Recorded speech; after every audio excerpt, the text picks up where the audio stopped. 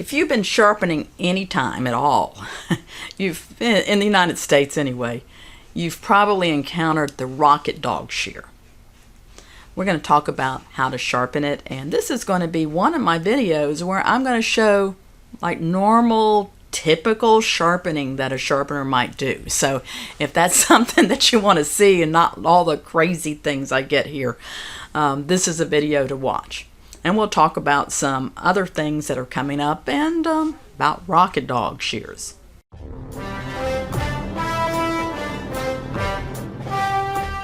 Now, as I said, if you've been sharpening any time you recognize a Roc-it dog shear, you might not recognize this one because that is not a Roc-it dog screw.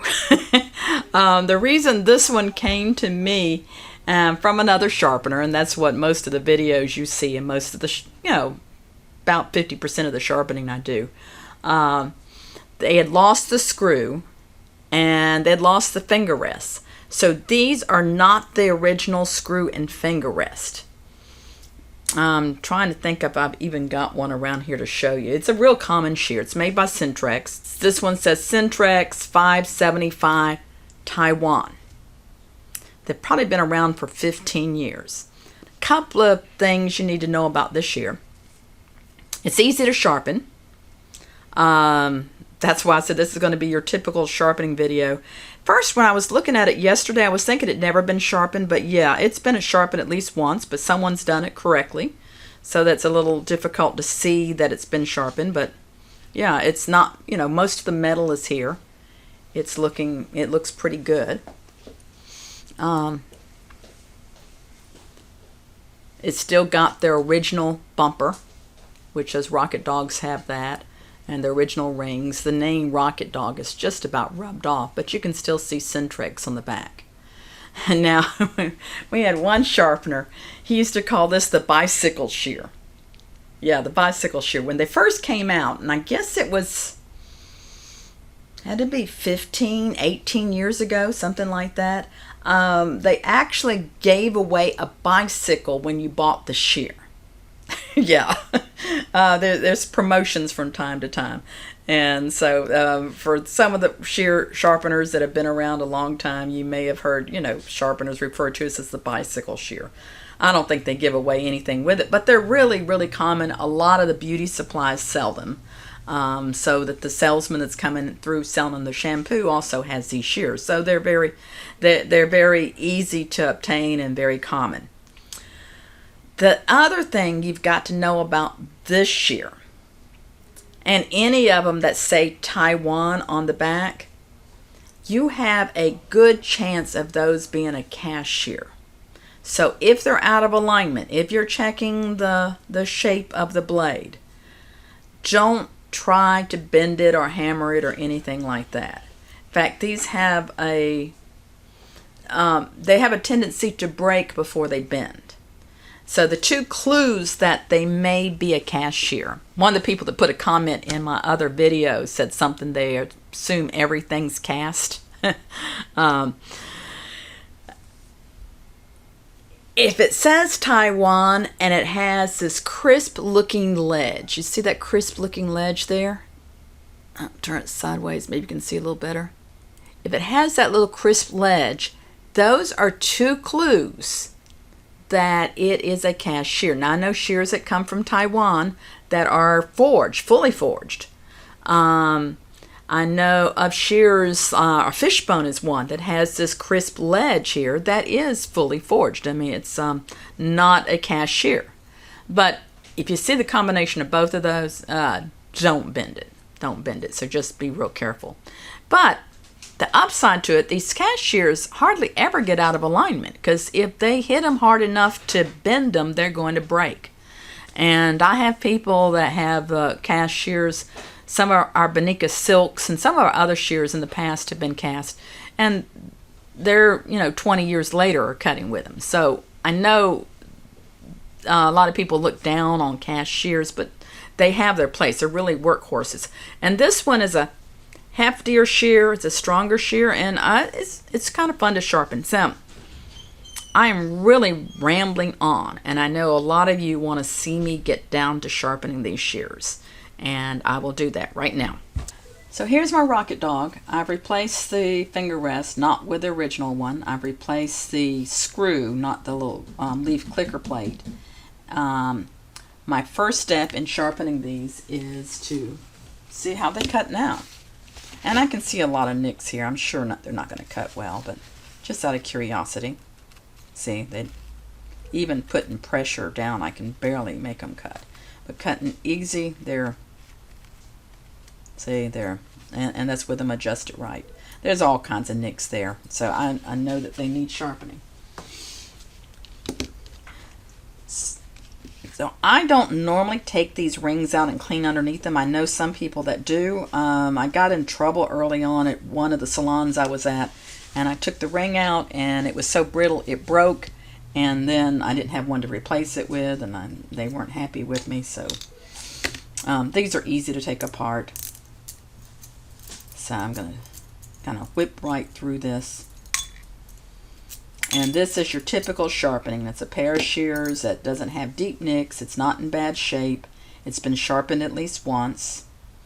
No washer. Wow. Okay, let me find a washer for this too. So there's my screws taken apart. They're not particularly dirty. They're pretty clean. Sometimes I might have to clean them up. Now this was sent to me by a sharpener who did not have these parts. And so he said, in his letter, he said, go ahead and replace the screw, replace the finger rest, and go ahead and sharpen it. So I thought, why not? These have a really nice even ride line. That is going to be what you're going to find typical on these cast shears. As I said, I don't see much wrong with these type of shears. Now I'm going to do the ride line first. I like to paint in my edge. Now I flattened my stone this morning, but I didn't do a really good job. My arms was giving out. You see this up here and this and this. This is do as I say, not as I do. This was not a good job of flattening my stone. And I really got tired. I really didn't get the back one side done. Had some people question me about using a 2,000 grit stones. Someone put in the comment about they use a 6,000. My history of water stones, I've always used water stones for the inside rod. I just like the way they feel. I know people have very successful with other things. Do you need something? You just put something there. I have a whole stack of shears I got to go through and check and that have been returned to see they need to be repaired or where their status is. Okay, so I'm going to do the ride line. My pressure's here. I originally started out with an 8,000, 4,000 grit Norton stone, Norton water stone.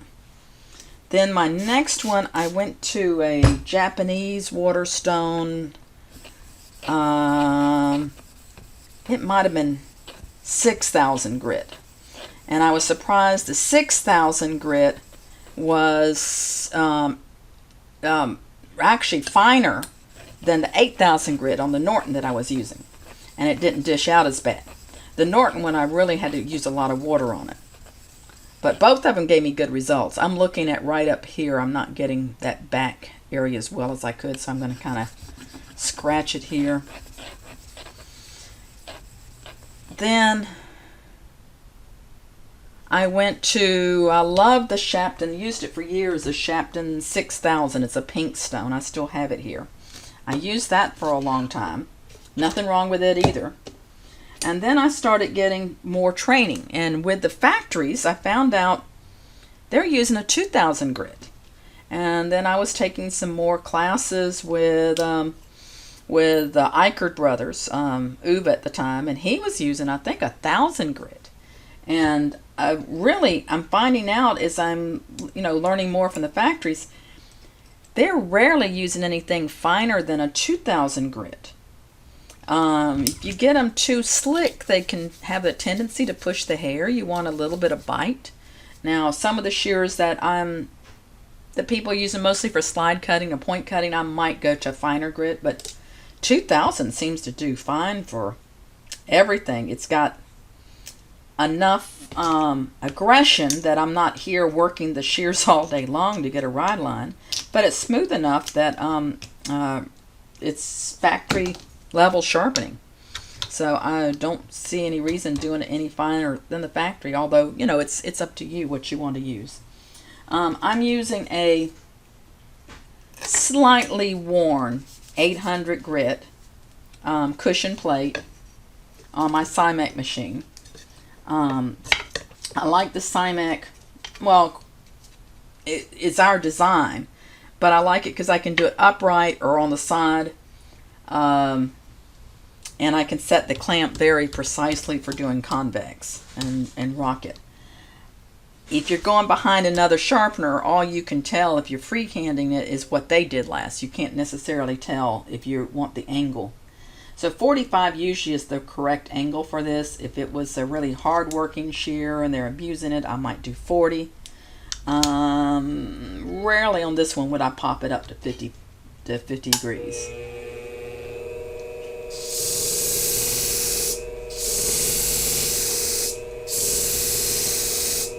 And then I'm going to check it.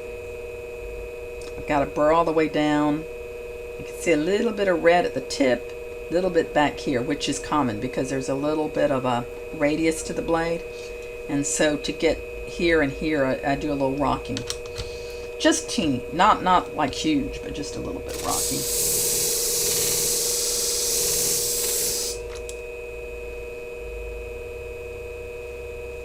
A little bit more right there. Todd those links. You said he didn't get them. Yes, I sent it like immediately. Tell him to look in his spam thing. Okay. It's I mean, it may have gone to spam or junk, but I did it. I thought you'd done it. I did it. I mean, like immediately. Yeah, she said she did it. She didn't know, so check your spam. He's talking about I have someone that is has just bought a Simek. With a Simek, you get a bunch of links. They're YouTube links, but a lot more detail than what you're seeing me to do. They're much more intense, much more step by step. Like I'm showing you how I flatten my stone. I'm, you know, walking you through. You get like bits and pieces with this, but that one is detailed. And that comes with a machine, or you can just get the videos links separate. We used to send them out as DVDs, but the YouTube links are just easier because people can watch it on their phone or watch it on their computer or, you know, their smart TV or whatever. Anything they can watch YouTube on. Oh, look, I didn't go to the... Yeah, I did. I'm talking to you. See, that's the other thing you got to watch. When you're in the salon, if you're talking to the stylist, you need to be able to multitask. And you can ask Misty. I am the world's worst multitasker. I tend to really get intense and concentrated on things.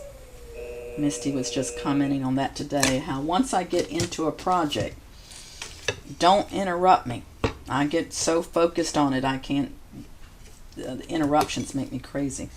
In fact, one of the things that doesn't bother me, but does bother some people, is when these are not on here evenly. So if you're watching, you're one of these people that it bothers. And this is not where your plates would look if you're buying a Simek. I get all the leftovers. Yeah, I get all the leftovers.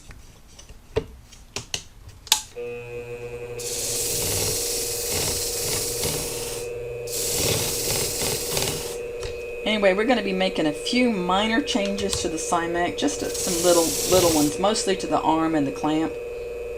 Well, only to the arm and the clamp, kind of some things there. There's some used ones out on the market we usually know about, so if you're looking to buy a used one to save some money, these things will last and last and last, unless you're trying to fly it on the airplane. But the new ones, because of the COVID and all that, we might be out of those for maybe a month or two. And but when the new ones come in, there'll be some changes on them. So what I'm doing is I'm removing the inside burr. And I don't have to do a lot on it. And usually it's because these are cast, the curvature is so perfect on them, and without a lot of variance, that they're usually, like I said, the easiest shears to sharpen. So now I'm going to my polishing pad. That's something else we're out of that should be in this week, is more polishing pads. This is the last new one I have, and I'm saving in case for some reason our shipment gets lost. But everything, even though most of the stuff we get from the USA, even the US, why is this not going on here wobbly? Got some kind of gook on it. Even things coming from the USA are getting delayed because of COVID. It's just crazy. So I have a confession to make while I'm doing this. And my confession is my little secret addiction. My addiction is YouTube. Not just shooting these videos. I love doing that. So I guess it's a double addiction. Because I do enjoy doing this and editing them and putting them together. I do it all myself, so any criticism on my videos, sound or video footage, I take personally. But I do take it in and try to correct it too. But I listen to all kinds of random YouTubes. And and I'm sure y'all already know this, but what I've discovered, if subscribing's just not enough. I mean, if I do subscribe, and I subscribe to a lot of different eclectic group of channels, but if I subscribe, it doesn't always come up in my feed. I have to do the notification thing. But if I comment and subscribe and do those things, then it comes up in my general viewing. But a lot of the times, if I find a channel I really like, I'll go to that channel itself and then find some playlist of things that are really of interest to me. And I learn a lot when I watch the videos because I know what I like and what makes easier to watch. For instance, that's why I don't start out with a cute introduction. I'll start out with, what's this video about? And then we go to a little introduction so you know who I am. And then I like to, most of the time, jump right into sharpening. I think I need more polish on here. I use diamond spray, which this lasts a long time.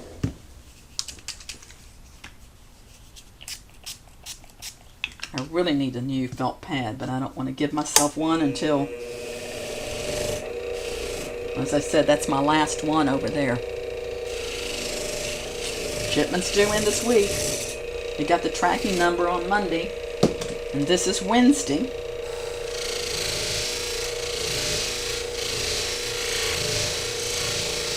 Let's compare. Now, I don't know if you noticed me adjusting this. I don't roll all the way up to the edge because that kind of makes them... Oh, yeah. I'll let you look at the difference between the polish on the two. So you see that it does make a difference. I get lazy and I don't always add polish like I should. This is one that I didn't have this good a polish on. This one I did. Same pad.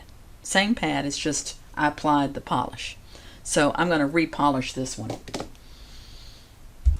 The other things I found too, I like to paint. One of my hobbies, I've got a lot of my YouTube videos I like to watch are acrylic painting videos. I like to watch medieval history.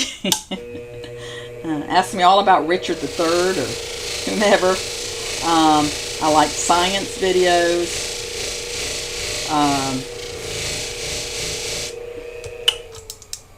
All kinds of offbeat things. I stay away from the conspiracy stuff. I like to watch a lot about COVID to know, try to know what's going on. Of course, no one knows what's going on. But the ones I really like, I'll follow on other social media, on Facebook or not so much Instagram. And that was the advice I was going to give you. If this is something that is interesting to you, whether you sharpen now or think you will, or you just enjoy watching someone sharpen shears, join us on Facebook. Now, I do have a Facebook group called Sharpeners Jam group, and it's it's a private group, and it's more for people that are sharpeners. Let me get my oil. You can get more of your questions answered. I see some red Sharpie there. I don't want to ever leave any red Sharpie behind, because with it being red, they think it's blood.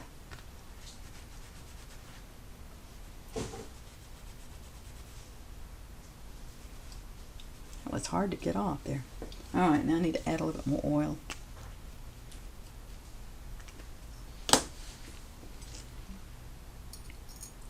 I'm going to put it back together, test it. A lot of times I'll just run my thumb down there and make sure all the nicks are gone. Just run it across microfiber cloth. You can feel if it's smooth, if the nicks are gone. So you don't go through all of this and then have to take them apart and sharpen them again. But join us on our Facebook group.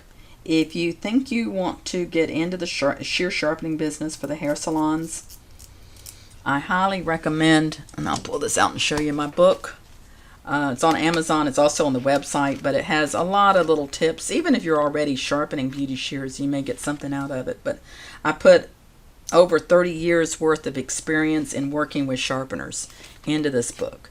And I've changed some of the things I've done, like I mentioned about when I started out training, we were using that Norton stone, and we've gone through different stones. And I'm not saying the 2000 grit stone will be the one I always use. The one I usually suggest people start out with is the Kitayama stone, because it's a 4000 grit and a 1000 grit. And the 4000 grit is just a little bit finer than the 2000 grit. Oh, that cuts nice dry. Let's see how it cuts wet.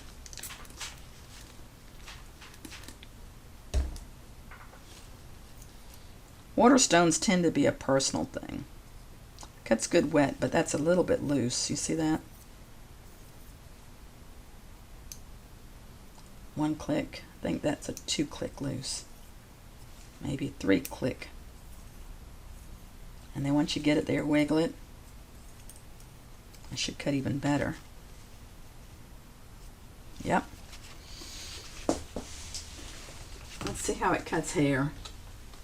I can use my mannequin over there. Kind of like using this artificial fur, because I can see if it pushes at the tip, if it pulls at all, because that's really super fine. But I can also cut some of this thicker fur in here and make sure it doesn't fold. See, that cuts beautifully. So that is typical, normal shear sharpening. If I hadn't been talking, I would have been through with it in maybe 8 minutes or something. That's the way they come out. They look like new. Most of the videos I have out here, I'm looking at some really weird, unusual stuff that sharpeners send me. This one I was really pleased to be able to show you, because this is what most of your sharpening is going to be if you're sharpening for hair salons. It's going to be that simple, that quick. Nothing mysterious or weird going on. So it's shear sharpening is pretty easy. It's I've never been good with my hands, never been good at any kind of mechanical things. My dad used to make fun of me, and in a good-natured way. And so I think that makes me a better teacher. I do like to teach sharpening. A lot of people that sharpen super well hate teaching, and they charge too much. Well, they charge because they don't like doing it. I have a tendency to charge too little, because I do like training, but I will be going up on the prices on training a little bit. I'm charging the same amount now that I paid back in, 1988 to learn how to sharpen. The same price per day.